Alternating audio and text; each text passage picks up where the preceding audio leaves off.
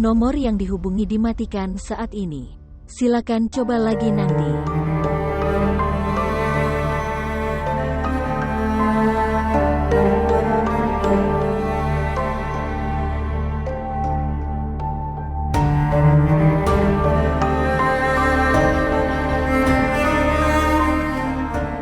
Kekacauan terjadi di villa. Anis membunuh Zahida. Orang itu, dengan siapa dia ingin menikah? Dia juga ditipu untuk datang ke Mahdumabat dan dibunuh.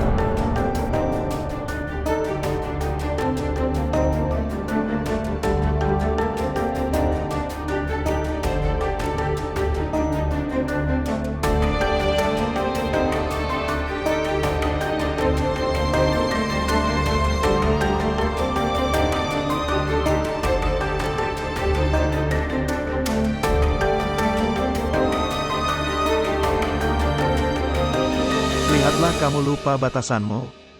Bagaimana menurutmu, Hyung? Bagaimana menurutmu? Kamu akan memenjarakanku. Anda. Letakkan aku, kamu akan mengumpulkan bukti yang memberatkanku. Maukah kamu keluar? Aku akan mempermudah pekerjaanmu. Iya, aku membunuh Hero dan istrinya. Aku membunuh mereka. Sekarang beritahu saya. Apa yang akan kamu lakukan? Beritahu saya. Kamu tidak bisa berbuat apa-apa. Anda tidak bisa berbuat apa-apa.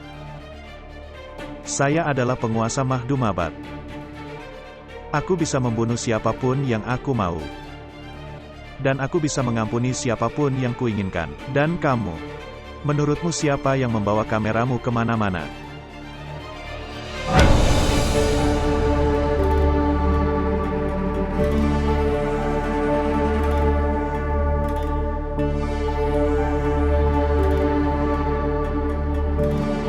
Sudah kubilang bukan, Anda tidak dapat melakukan apapun terhadap orang-orang elit ini, yang Anda rencanakan untuk dikirim ke penjara, sekarang akan melawan pemilihan majelis. Maka dia akan menjadi menteri. Tidak hanya di Mahdumabat, dia akan memerintah seluruh negeri. Orang-orang seperti Anda dan saya, kita hanya bisa mengada-ada. Kita tidak bisa berbuat lebih dari itu. Satu hal lagi, Tuan Reporter.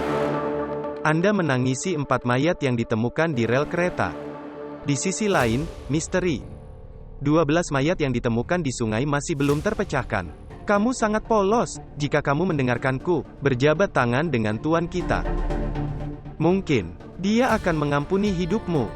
Anda tahu pertarungan ini, Tuan Reporter, harus dilawan melawan orang-orang yang setingkat denganmu. Pikirkanlah hal itu.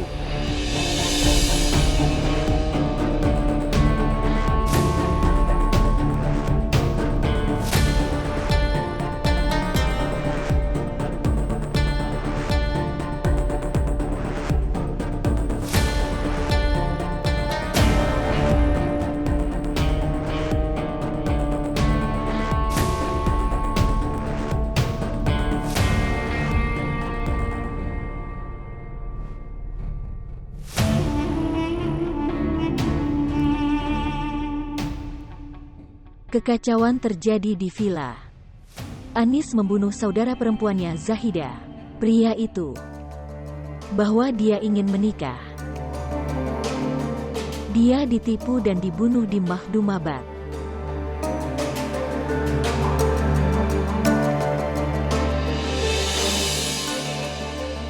Salam teman. Saya membuat video setelah sekian lama hari ini.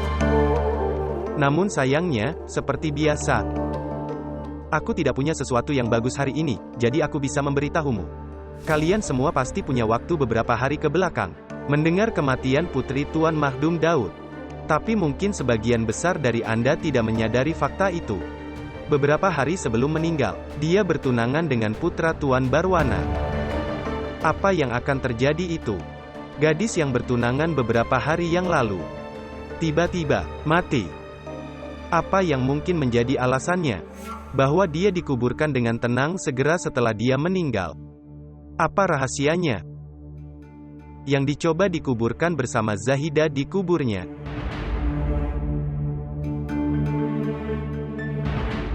Hari ini saya akan menceritakan semua kisah nyata meninggalnya Zahida. Ya.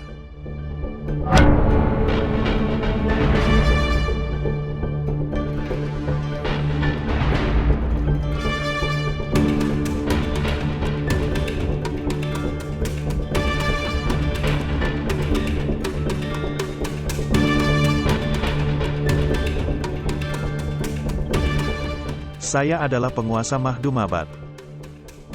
Aku akan membunuh siapapun yang kuinginkan. Aku akan mengampuni siapapun yang kuinginkan. Kamu tidak bisa berbuat apa-apa.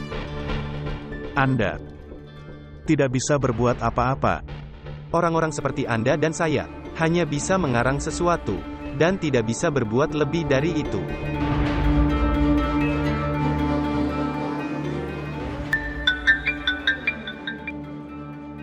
Halo, ini Zafar yang sedang berbicara. Ya Zafar, silakan saja. Apakah kamu mengetahui sesuatu tentang Majid? Ya Pak, aku berbicara dengan teman-temannya dan mereka memberitahuku hal itu. Majid pergi ke Mahdumabad.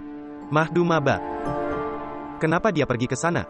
Saya tidak tahu tentang itu, tapi bahwa putri Tuan Mahdum Daud, Zahida dan Majid saling menyukai. Menurutku dia pergi menemui keluarga. Baiklah. Oh juga Pak, teleponnya juga dimatikan sejak dia pergi ke sana, dan tidak ada yang bisa menghubunginya. Pak, saya kenal baik Pak Mahdum dan putranya. Pak, jika dia pergi ke Mahdumabad, saya pikir dia mungkin dalam masalah. Bahkan nyawanya bisa dalam bahaya. Menurutku dengan pergi ke sana dia melakukan kesalahan besar. Kamu benar tapi juga Tuan. Mungkin kamu mendengarnya, beberapa hari yang lalu, putri Tuan Mahdum Daud wafat. Tuan, Anda tidak tahu Mahdumabad. Di sana, jika cewek dan cowok terlihat bersama maka mereka dalam bahaya. Dan Tuan Zahida adalah putri Mahdum Daud. Dan Mahdum Daud punya, bahkan menyebut nama wanita di rumah itu adalah dosa.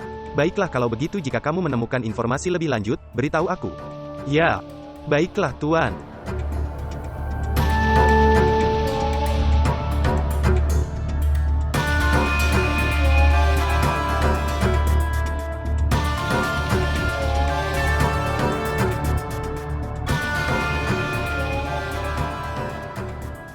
Mungkin ini video terakhirku. Saya tidak tahu apa yang akan terjadi padaku setelah video ini. Jika saya tetap hidup atau aku dibunuh. Tapi aku tidak peduli tentang itu. Itu adalah tugasku. Bahwa apapun kebenarannya, aku mengirimkannya padamu. Seperti pengecut, menjalani kehidupan yang penuh ketakutan, lebih baik melakukannya sekali saja. Matilah kematian orang yang jujur. Mungkin tanahku sedang menunggu darahku. Mungkin panen keadilan akan disebarkan melalui darahku. Aku di sini hari ini. Saya ingin membuka tabir dari wajah-wajah itu hari ini. Yang kekerasannya memakan banyak korban. Tidak hanya masyarakat Mahdumabad. Tapi sekarang, menantu dan anak perempuan mereka sendiri, dan orang-orang di rumah lainnya, menjadi korban kekejaman mereka. Kecurigaanku sudah bukan kecurigaan lagi. Sekarang aku percaya akan hal itu. Bahwa Zahida tidak meninggal karena sakit. Tapi dia telah dibunuh. Dan mungkin, Majid juga dipanggil ke sana dan dibunuh. Aku tidak akan pernah membuat kesalahan dengan pergi ke sana. Sajid. Entah bagaimana meluangkan waktu untuk bertemu Mahdum Daud. Saya ingin bertemu mereka. Apa yang dikatakan?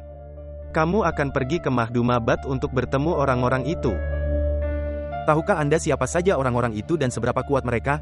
Perjuangan kita adalah alay dengan orang-orang yang berkuasa.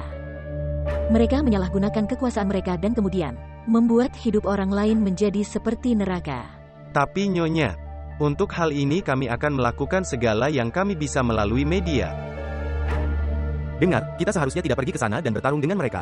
Aku tidak akan pergi dan bertarung dengan mereka. Saya hanya, atas kematian putrinya, ingin menunjukkan dukungan dan belasungkawa saya. Orang-orang mengenalmu. Ini berarti kamu akan pergi ke sana, akan mengatakan apapun, mereka akan mengerti. Mereka mungkin mengerti. Tapi aku tahu itu, suatu tempat. Aku juga pelaku pembunuhan orang itu. Aku tidak bisa mengabaikan pembunuhan pemuda itu begitu saja. Nyonya memikirkannya sekali lagi. Masih banyak sumber lain yang memberikan keadilan bagi Zahida.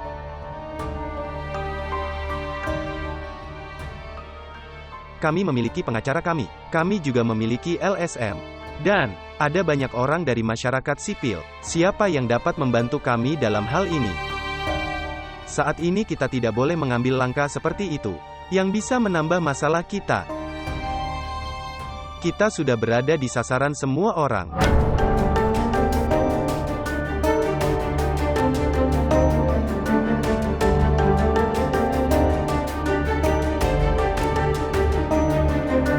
Dan lagi pula, untuk saat ini orang yang menembak Pak Asyar belum tertangkap. Kamu juga harus berhati-hati.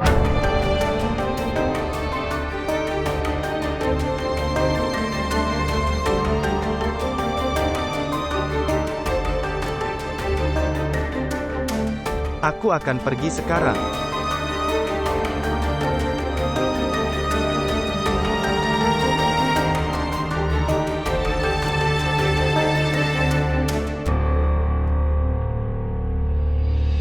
Aku datang ke sini memikirkan Mahen yang sama. Kupikir kamu mengkhawatirkanku. Tapi itu hanya kesalahpahamanku. Sekali lagi Anda meninggalkan kami dan pergi bekerja. Memprioritaskan pekerjaan Anda. Kamu akan melakukannya lagi dan lagi. Kamu pikir itu kamu, berhutang apapun padaku. Bahwa kamu akan selalu memprioritaskan pekerjaanmu daripada aku. Tolong Asyar. Tolong jangan pergi dulu, kamu masih dalam bahaya. Pergi seperti ini tidak benar. Kamu tidak perlu terlalu khawatir padaku. Tidak akan terjadi apa-apa pada kita. Aku telah mengenali musuhku.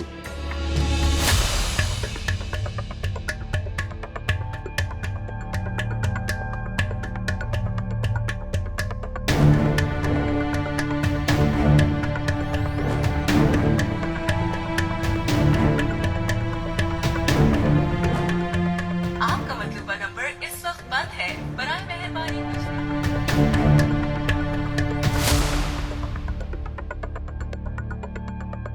Halo. Salam Nyonya. Apa kabarmu? Ya wassalam Gulab, paman saya baik-baik saja.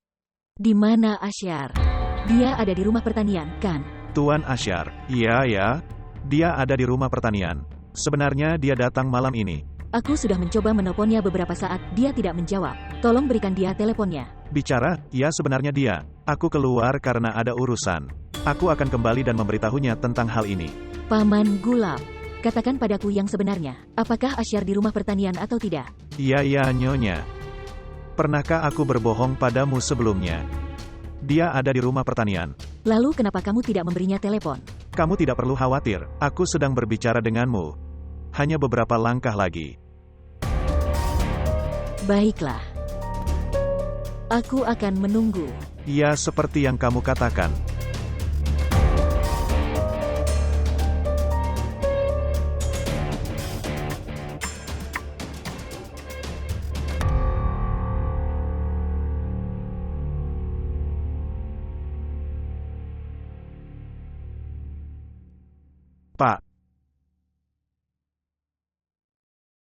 Pak.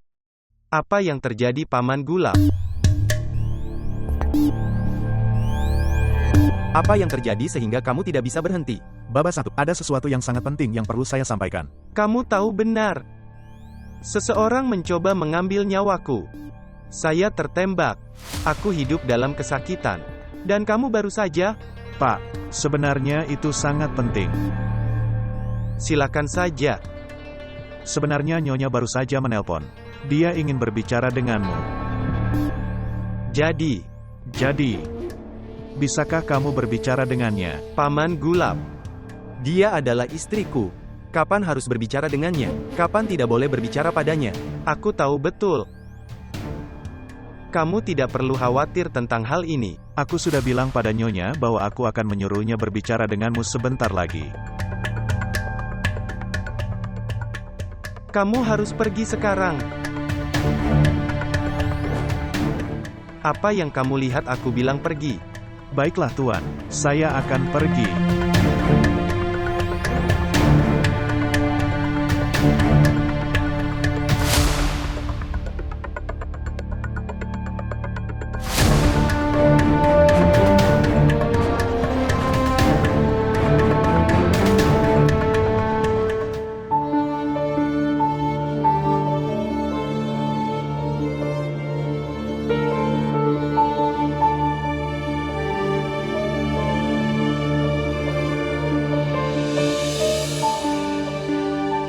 Kamu tidak perlu khawatir tentang apapun putriku.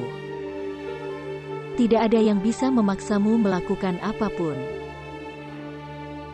Selama aku hidup, kamu tidak perlu khawatir tentang apapun.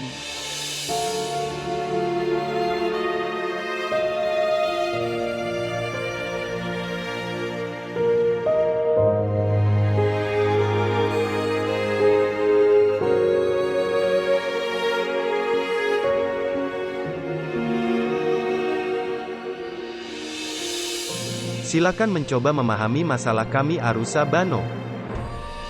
Jika aku hidup maka kita bisa bersatu lagi. Tetapi jika Anda tinggal di sini, maka Tuan Muda akan membunuh kita semua. Silahkan pergi, silahkan pergi. Dan Anda juga memiliki Zafar di kota. Dia akan datang menemuimu, tolong jangan khawatir. Tapi kepergianmu sekarang sangatlah penting.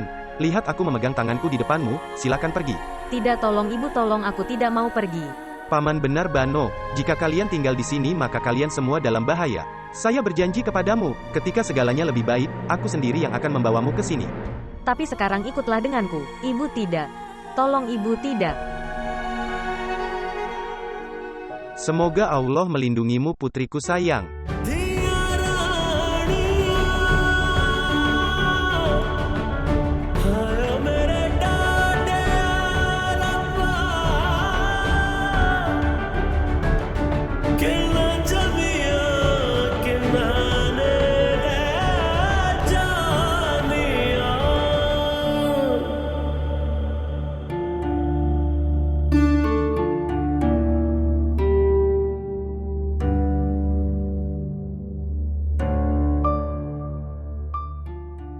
Silahkan masuk.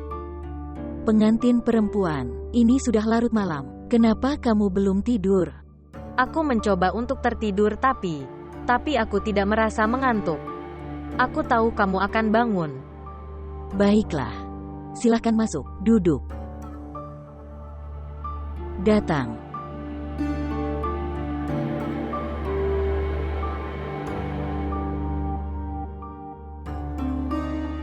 Apa itu? Sesuatu. Apa yang ingin kamu katakan? Jika ada sesuatu di hatimu, itu sangat menyakitkan.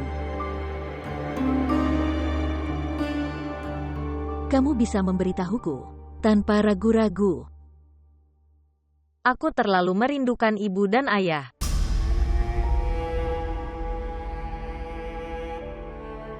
Aku punya firasat aku tidak akan bisa bertemu mereka. Arusa, jika itu ada di tanganku bagimu untuk bertemu dengan mereka, aku tidak akan menghabiskan 1 menit lagi. Tapi apa yang bisa aku lakukan? Aku juga tidak berdaya sepertimu. Saya tahu jika itu ada di tangan Anda maka Anda akan membantu saya menemui mereka. Yang menyedihkan adalah hal itu tidak ada di tangan Anda.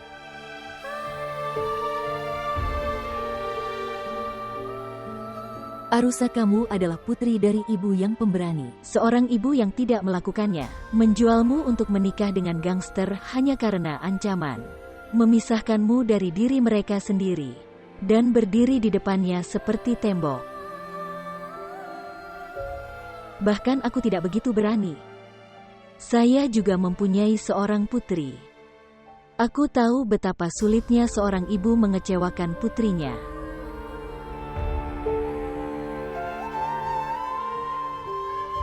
Kamu juga harus menyukai ibumu. Harus menghadapi kesulitan hidup dengan keberanian dan keberanian.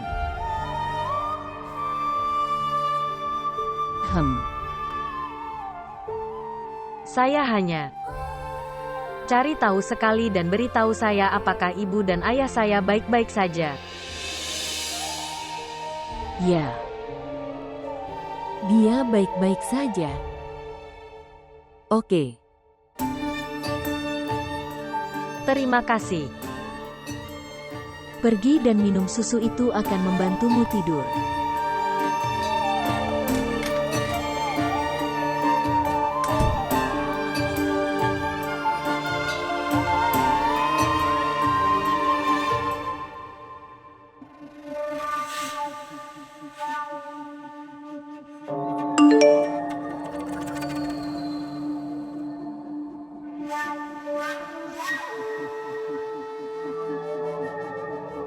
Aku punya bukti faktanya.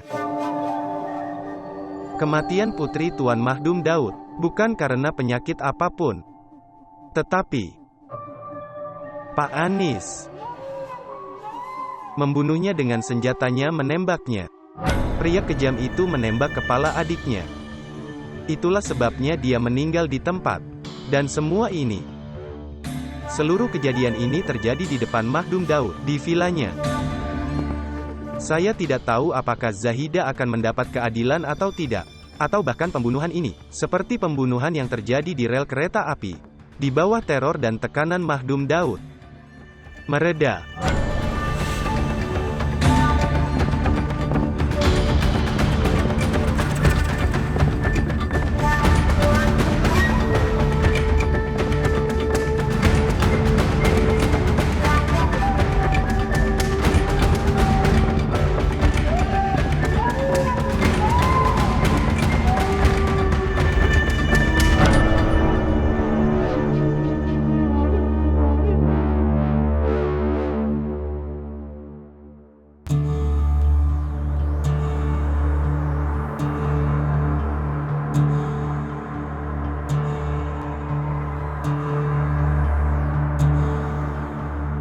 Apapun yang terjadi, sangat buruk dan salah.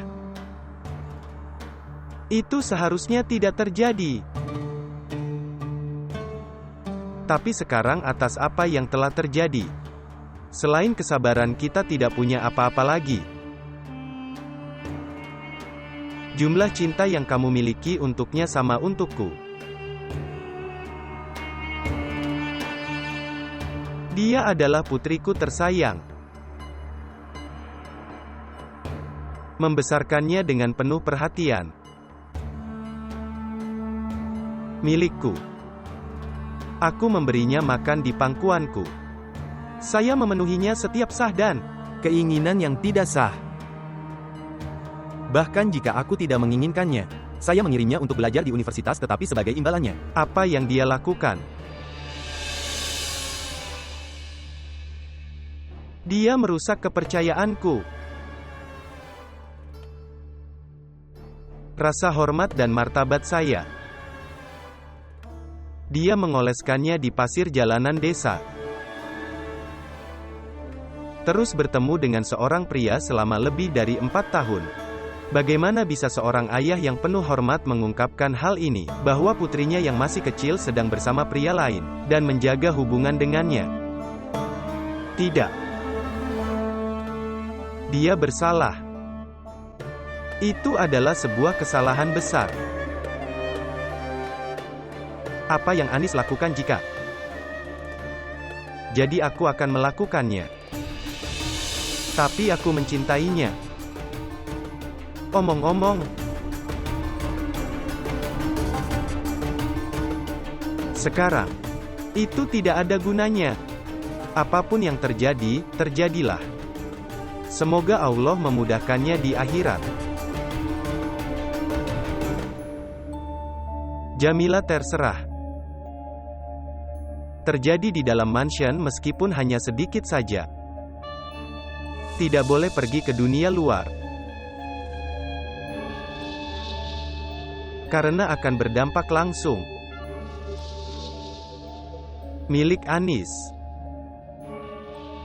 Popularitas dan kekayaan dapat mempengaruhi pemilu. dapat mempengaruhi tempat duduknya. Mimpi yang kualami. Bagi Anis, mereka akan dipecah menjadi beberapa bagian. Dan aku tidak akan membiarkan hal itu terjadi. Apapun yang terjadi, terjadilah. Sekarang, kamu harus melakukannya, bukan sebagai ibu Zahida tapi kamu harus menjalani sisa hidupmu sebagai ibu dari Anis. Baik-baik saja maka, kendalikan dirimu. Berdoalah untuk anak Anda.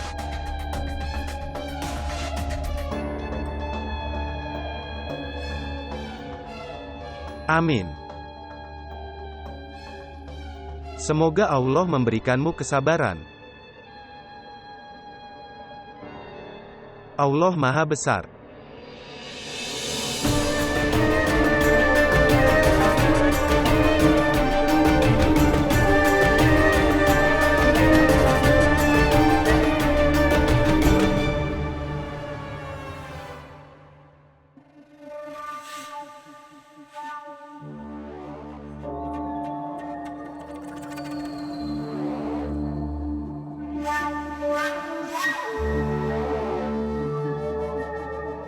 Pamanku sayang. Saat Altaf menginjakan kaki di Mahdo Mabat, masa-masa buruk paman tersayang dimulai. Sekarang baik kursi Anda tidak dapat menyelamatkan Anda maupun pembicaraan hebat Anda. Satu demi satu aku akan mencuri semuanya darimu. Aku tidak akan meninggalkanmu apa-apa, sama sekali tidak ada apa-apa. Aku menjanjikan mayat ayahku tersayang. Sampai saat ini aku tidak membalas dendam atas pembunuhannya. Aku tidak akan mengunjunginya di makamnya.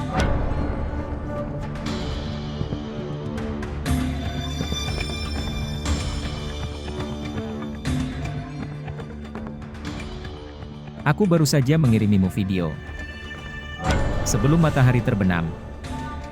Video ini dari seorang pelayan menjadi tuan. Video ini seharusnya ada di ponsel mereka.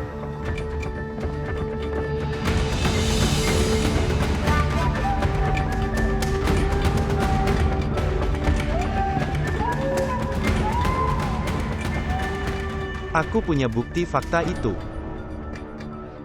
Itu putri Tuan Mahom Daud. Tidak meninggal karena sakit, melainkan Pak Anis membunuhnya dengan menembaknya dengan senjatanya. Pria kejam itu menembak adiknya di kepala. Itulah sebabnya dia meninggal di tempat. Dan seluruh kejadian ini terjadi di depan Mahdum Daud, di vilanya.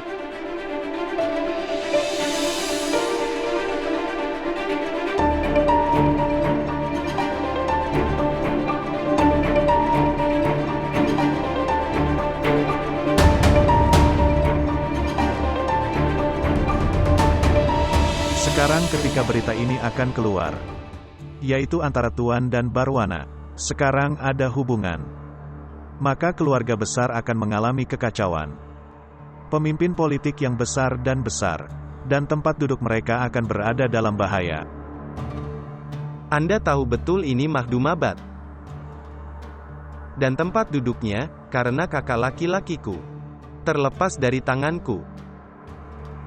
Atau di sini saya akan melakukannya, menang tanpa kompetisi. Bahkan tidak ada yang berani melawanku.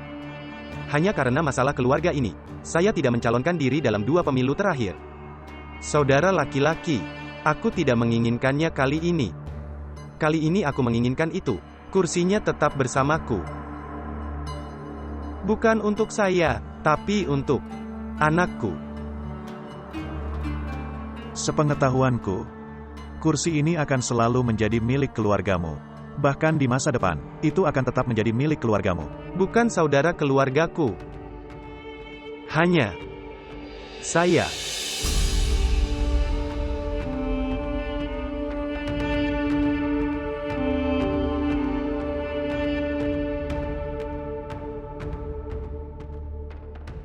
Menguasai. Dia tampak seperti putra kakak laki-lakimu, Tuan Safkat, Altaf. Luar biasa. Melihatmu, mengingatkanku pada Tuan Safkat. Wajah yang sama, jalan dan bicara yang sama. Di mana kamu selama ini? Saya sedang mempersiapkan kepulangan saya. Itulah yang kuinginkan saat aku menginjaknya. Tanah Mahdo Mabat. Jadi orang ingat Tuan Safkat sah. Orang-orang yang melihatku berpikir bahwa Tuan Safkat bangkit dari kuburnya dan kembali. Kenapa Paman sayang? Sepertinya begitu jika kamu melihatku dengan benar. Bahwa Tuan Safkat bangkit dari kuburnya dan kembali.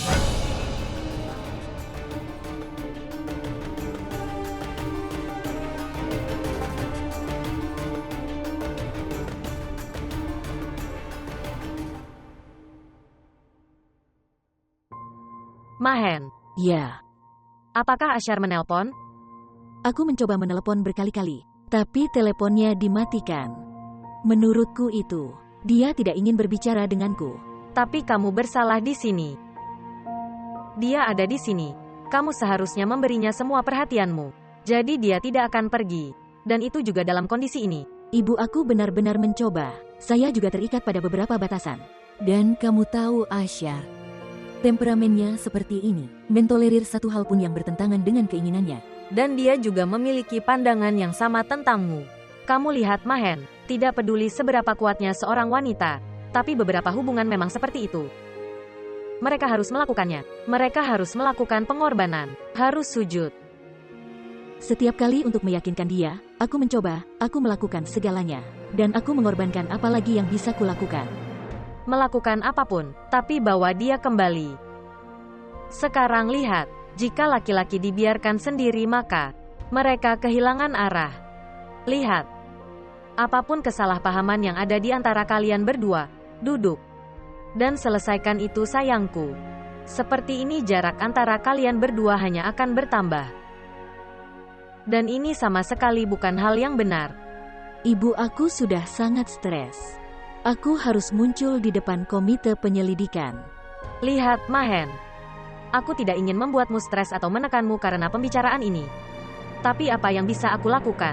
Jika aku tidak memberitahumu semua ini dan mengajarimu semua ini, lalu siapa yang mau? Saya tahu itu. Siapa lagi yang aku punya? Aku hanya punya kamu yang, apakah ada untukku dalam suka dan duka? Oh, dan beritahu aku di mana Arusa berada.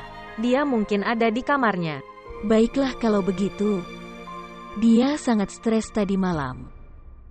Awasi dia hari ini, oke? Oke. Jaga dirimu. Semoga kamu masuk dalam lindungan Allah. Nadir. Ya Tuan. Apakah Anda meminta orang untuk mengikuti Altafsah? Ya Pak, saya telah meninggalkan orang-orang di vilanya untuk mengawasinya. Tapi aku jadi tahu kalau dia tinggal sendirian. Dan tidak ada orang lain di vilanya, bahkan pelayan pun tidak. Jadi ini berarti itu. Dia sedang memikirkan pertandingan besar. Dia tidak membiarkan siapapun bersamanya sehingga tidak ada yang bisa mencari tahu apa yang dia rencanakan.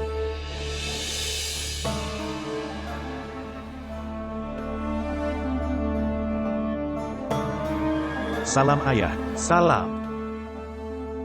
Tunggu. Kemana kamu pergi? Beberapa teman dari kota datang. Aku akan menemui mereka. Kamu tidak perlu bertemu siapapun. Kamu tidak akan keluar dari villa ini. Itu lebih baik bagimu. Kenapa ayah sayang? Apa yang terjadi? Tidak terjadi apa-apa, tapi banyak hal bisa terjadi, itu sebabnya aku menyuruhmu untuk berhati-hati. Lihat. Lihat anakku. Altafsah kembali ke Mahdo Mabat.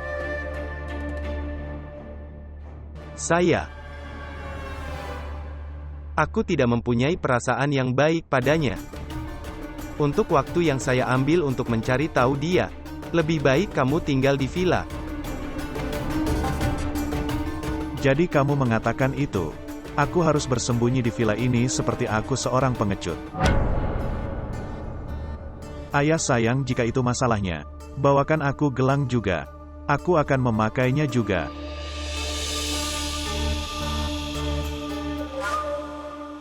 Aku tidak tahu ayah.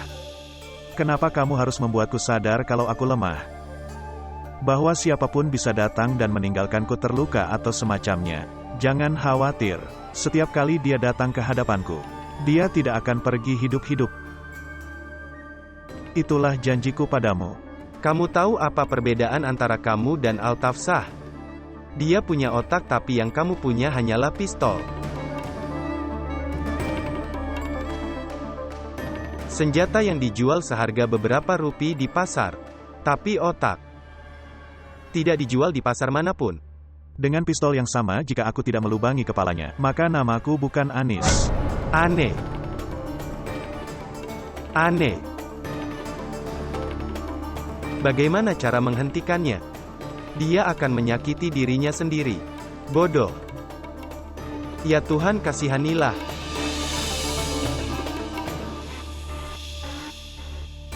Allah Maha Besar.